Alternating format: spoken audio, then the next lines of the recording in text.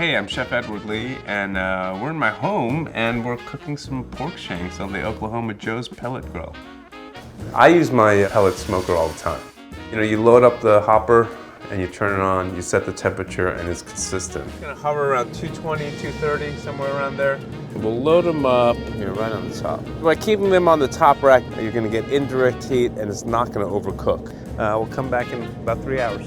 Anytime I'm smoking, you gotta cook that meat perfectly, and then you gotta have an accompanying sauce. It's a miso glaze. It's got miso, soy sauce, a little bit of sweetness, and that's just, I think it's gonna play well. Actually, I've never done it before, so we'll see.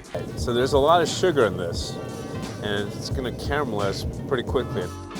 The idea of outdoor cooking, smoking, grilling, I mean, it started from the dawn of time, really, right? All right, look at that. So anytime I can do that with my food. Look at how tender that meat is, just falling apart. That's what you want. I just think it adds a whole extra layer of flavor that just elevates your cooking. There it is. Beautiful ham.